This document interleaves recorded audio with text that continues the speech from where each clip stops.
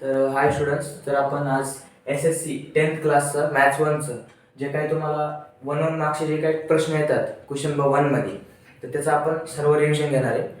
तर आता first question असा आहे याच्यामध्ये x + y = 10 आणि दुसरं इक्वेशन दिलेलं आहे x - y = 12.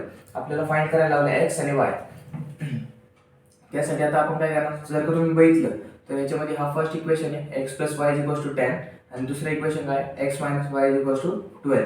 समजा त्याच्यामध्ये आपण ॲडिशनचं केलं, तर ह्याच्यामध्ये काय होतं, +y - y हा कॅन्सल होतो. त्यामुळे आपण इथं स्टेटमेंट टाकायची ॲडिंग इक्वेशन 1 अँड 2. ह्याला इक्वेशन आपण 1 म्हणू, ह्याला इक्वेशन आपण 2 म्हणू.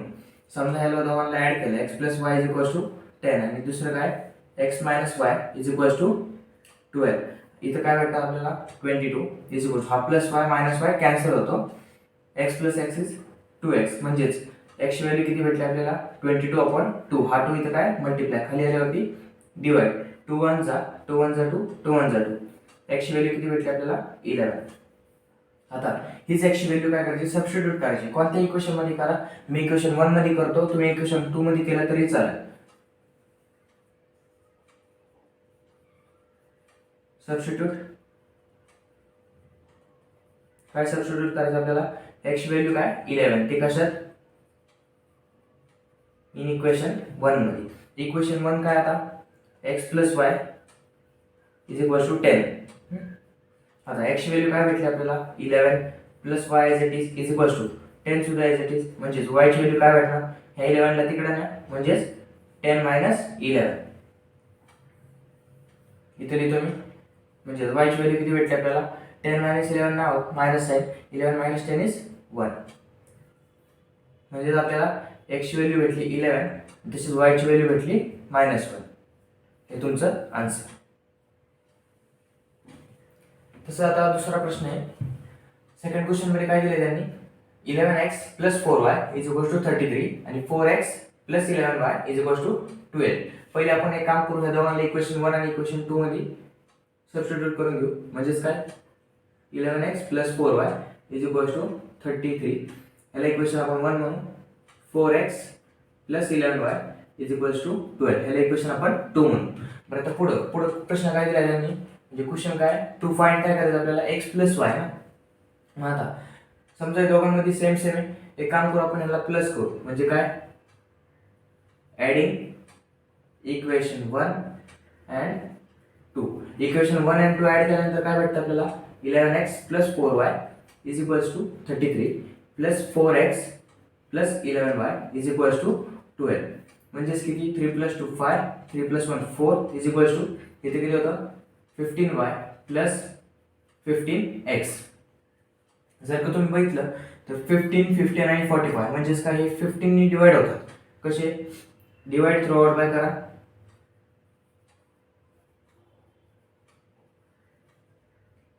Divide through out by 15. मग इथं काय येणार 15x + 15y = 45. इथं डिवाइड बाय करा 15, इथं पण डिवाइड बाय 15, इथं सुद्धा डिवाइड बाय 15. म्हणजेच 15 1 जा 15 1 जा, म्हणजे x + y ची व्हॅल्यू किती भेटली तुम्हाला 15 1 जा 15 3 जा 45. म्हणजे x + y ची व्हॅल्यू किती भेटली तुम्हाला 3. लिहून घ्या. तर आता आपण क्वेश्चन नंबर 3 बघूया. 3 काय, find the values of determinant 5 3 -7 -4. आता हे कसं सॉल्व करणार, 5 इंटू दिस करायचं आणि -7 इंटू 3 म्हणजे काय येणार इथं 5 इंटू हा -4 ॲज इट इज, मध्ये मायनसची साईन असते, हा -7 ॲज इट इज इंटू 3. 5 4 जा 20, बट साईन कोणती minus, minus as it is 3 7 जा 21, मायनस ॲज इट इज 20, इथं मायनस राहिले, मायनस इंटू मायनस प्लस आणि हा 21 21 - 20 इज 1. म्हणजे तुम्हाला जी व्हॅल्यू पाहिजे होती कशाची डिटर्मिनंटची ती किती भेटली 1 भेटली. आता नेक्स्ट क्वेश्चन वर येऊया. नेक्स्ट क्वेश्चन काय, dx दिलाय तुम्हाला 49, dy दिलाय -63, d दिलाय 7 आणि टू फाइंड काय आपल्याकडे y. आता y फाइंड करायचं ना, y साठी आपण x घेणार का नाही, फक्त काय घेणार dy/d. म्हणजेच y चा फॉर्म्युला काय dy/d. तर dy काय दिलाय तुम्हाला -63 आणि d 7. 7 याला डिवाइड करा, 7 1 जा 7, 9 जा 63, म्हणजे y ची व्हॅल्यू काय भेटली तुम्हाला -9. आता पुढं क्वेश्चन नंबर 5 कडे. क्वेश्चन नंबर 5 काय, find the values of same as it is आहे. जशी याचे पण डिटर्मिनंट काढली ती तशी इथं पण डिटर्मिनंट काढायची. तर इथं काय येणार मग 5 इंटू 0 मायनस हा minus as it is 7 into 3, म्हणजे इथे किती येणार 5 into 0 is 0, minus into minus plus 7 3 दा 21, म्हणजेच डिटर्मिनंटची व्हॅल्यू किती आली 21. आता नेक्स्ट क्वेश्चन आहे हा 6 वाला. 6 वाला क्वेश्चन काय, dx ची व्हॅल्यू दिलेली आहे तुम्हाला 25, dy ची व्हॅल्यू दिलेली आहे 40 आणि d ची व्हॅल्यू दिलेली आहे 5. तर तुम्हाला टू फाइंड काय, x ची व्हॅल्यू फाइंड करायची. आता x ची व्हॅल्यू कशी फाइंड करणार तुम्ही, आता तुम्हाला x पाहिजे ना, मग काय करणार तुम्ही x dx अपॉन d, म्हणजे x चा फॉर्म्युला काय इथं d of x upon d. dx काय इथं 25 अपॉन d 5, म्हणजेच x ची व्हॅल्यू किती आली तुम्हाला 5. लिहून घ्या. आपण आता 7th क्वेश्चन पाहूया. 7th क्वेश्चन काय दिलाय त्यांनी, x² + 10x - 7 = 0. फाइंड काय करायला लावले, find the value of a b and c, म्हणजे काय abc ची व्हॅल्यू फाइंड करा. आता abc कसा भेटणार, त्यासाठी तुम्हाला एक इक्वेशन दिलेलं आहे. इक्वेशन काय येतो, ax² + bx + c = 0. आता हा तर एक फॉर्म्युल्यानुसार आहे, पण तुम्हाला गिवन इक्वेशन दिलंय ना काय, तो काय इथं x² x² म्हणजे काय 1x² + 10x - 7 = 0. ह्या दोघांना कंपेअर केल्यानंतर काय भेटतं आपल्याला, a ची व्हॅल्यू 1 आहे, b ची व्हॅल्यू 10 आहे आणि c ची व्हॅल्यू -7 आहे. तेच आपण इथं ऑन कंपेअरिंग नंतर लिहिली, म्हणजेच काय a ची व्हॅल्यू 1 भेटली आपल्याला, b ची व्हॅल्यू 10 भेटली आणि c ची व्हॅल्यू -7. तसंच आता 8 मध्ये पण आहे. 8 मध्ये काय क्वेश्चन चेक करा, √2x - √2x² - 5x + √2 = 0.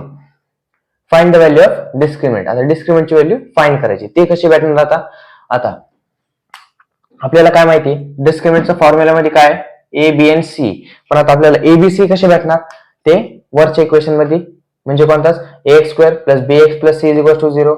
या इक्वेशनने आपल्याला काय भेटेल abc. नंतर आपण काय करणार, आपण त्याच्यामध्ये डिस्क्रिमिनंटच्या फॉर्म्युल्यामध्ये पुट करणार सर्व, मग आपल्याला काय भेटणार डिस्क्रिमिनंटची व्हॅल्यू. आता ते आपण शिकून घेऊया कसं. पहिले आपण काय करणार, इक्वेशन घेणार कोणता, ax² + bx + c = 0. आता हा इक्वेशन जो तुम्हाला दिलाय तो इक्वेशन कंपेअर करायचं. हे कंपेअर केल्यानंतर a ची व्हॅल्यू तुम्हाला √2 भेटते, b ची व्हॅल्यू तुम्हाला -5 भेटते आणि c ची व्हॅल्यू तुम्हाला +√2 भेटते. तेच आपण इथं व्हॅल्यूज पुट केल्या, म्हणजेच काय a ची व्हॅल्यू काय भेटली तुम्हाला √2, b ची व्हॅल्यू -5, c ची व्हॅल्यू √2. आता abc भेटलं. आता आपल्याला काय पाहिजे नाही डिस्क्रिमिनंट, मग डिस्क्रिमिनंटचा फॉर्म्युला काय b² - 4 × a × c, म्हणजेच 4ac. b² म्हणजेच काय b चा स्क्वेअर, b काय इथं -5 म्हणजेच -5 चा square, minus as it is 4 पण ॲज इट इज, 2 काय √2, c √2, √2 × √2 2, 4 पण ॲज इट इज आणि -5 चा स्क्वेअर.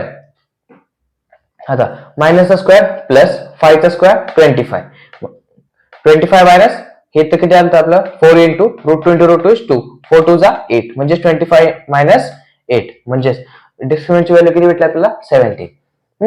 आता पुढं write the equation in the standard form.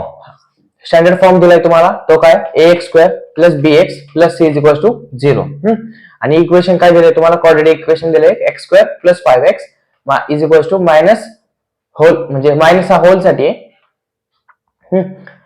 3 - x. आता हा 3 - x आहे ना, हा मायनस काय करायचा आतमध्ये दोघांना पुट करा, मग काय येणार इथं x² + 5x as it is = हा मायनस आतमध्ये गेला, काय येणार इथं -3, मायनस इंटू मायनस प्लस आणि हा x ॲज इट इज. आता हे दोन्ही काय करायचे, या साईडला घ्यायचे, या साईडला घेतल्यावर काय येणार x² + 5x, हा प्लस x आहे इकडे आल्यावरती -x, हा -3 इकडे आल्यावरती +3 = 0.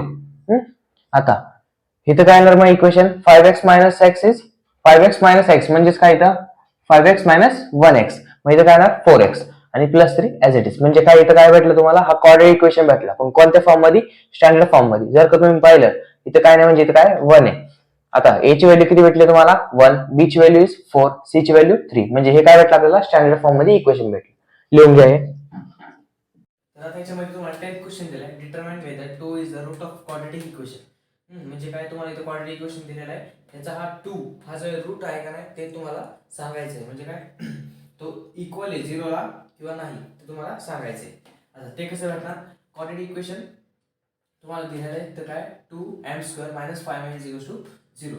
मग आपण पहिले काय घ्यायचे, LHS घ्यायचे. LHS काय 2m² - 5m. जर काही इक्वल टू 0 आलं म्हणजेच काय 2 हा रूट आहे आणि नॉट इक्वल टू 0 आलं म्हणजेच काय 2 हा रूट नाही आहे त्या क्वाड्रेटिक इक्वेशनचा. मग आता पुढे ह्याच्यात आता 2m² - 5m माहिती आहे, mच्या ठिकाणी काय पुट करायचं 2 पुट करायचं का त्यांनी दिले नाही तर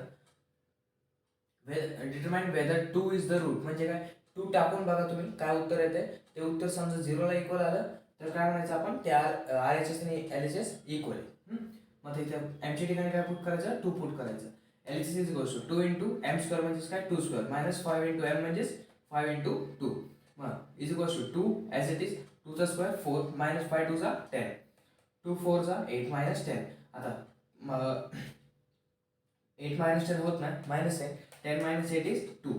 म्हणजेच आता इथं 0 नाही आला आपल्याला म्हणजेच काय is not equal to 0. LHS हा 0 ला इक्वल आहे का नाही.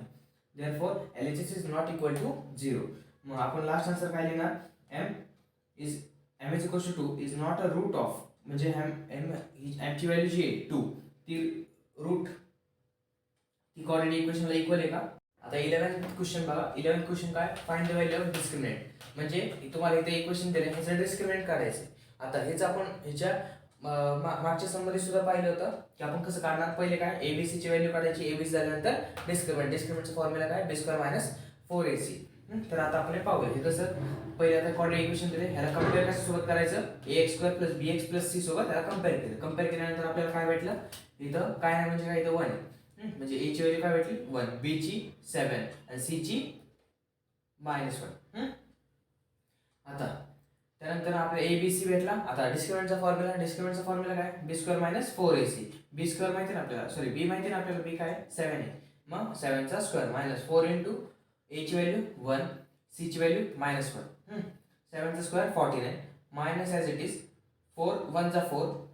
परत ॲज इट इज 4 1 चा 4 पण मायनस आहे. नंतर 49 minus in bracket -4 minus into minus is plus 49 + 4 is 53. म्हणजे तुम्हाला डिस्क्रिमिनंटची व्हॅल्यू काय भेटली 53. आता पुढे क्वेश्चन नंबर 2 आहे. इन एन AP T3 ची व्हॅल्यू दिलेली आहे 1 आणि T4 ची व्हॅल्यू दिलेली आहे 6. फाइंड काय करायला लावले फाइंड D. आता D कसा फाइंड करणार आपल्याला. D चा फॉर्म्युला आपल्याकडे Tn - 1 - T into n. Tn मतलब D ची व्हॅल्यू काय D ची व्हॅल्यू फाइंड करायची आपल्याला into T as it is n ची value 3 + 1 minus T of 3. D as it is T of 3 + 1 is 4 minus T of 3. T of 4 दिलाय तुम्हाला तो काय 6 मायनस ॲज इट इज आणि T of 3 काय -1 मायनस मायनस प्लस -6 + 1 इज -5. आता 13th question पाहूया काय. फॉर एनी AP कोणत्याही अरेथमेटिक प्रोग्रेशन घ्या त्याच्यामध्ये तुम्हाला D ची व्हॅल्यू दिली. D म्हणजे काय डिफरन्स दिलाय तुम्हाला 5. फाइंड काय करायचं D18 - D13. आता याच्यामध्ये आपल्याला समजा 1 असता D18 फाइंड करायला हवा असता. आपण फॉर्म्युला काय टाकला असता T of n = a + n - 1 into D. पण आता याच्यामध्ये आपल्याला 2 फाइंड करायला लागेल काय T of 18 - T of 13 ना. मग सेम तसंच T of n काय येणार माहिती हा T of 18 चा फॉर्म्युला मायनस T of 13 चा. मग ह्याच्यात जशी व्हॅल्यूज पुट करू आपण. आता a नाही दिलेला आपला n ची व्हॅल्यू माहिती n ची व्हॅल्यू काय 18 - 1 ॲज इट इज. D ची व्हॅल्यू पण दिलेली. D ची काय value 5 minus as it is हा a ॲज इट इज खाली प्लस n इथं n दुसरा काय 13 -1 आणि D 5. हा आता याच्यामधला हा a आणि हा मायनस a कॅन्सल होतो का plus a minus a cancel. 17 into 5 is 85 आणि तसंच मायनस ॲज इट इज 12 5 जा 60. 85 - 60 करा तुम्हाला 25 आन्सर भेटेल. म्हणजेच काय T of 18 - T of 13 काय भेटलं तुम्हाला 25.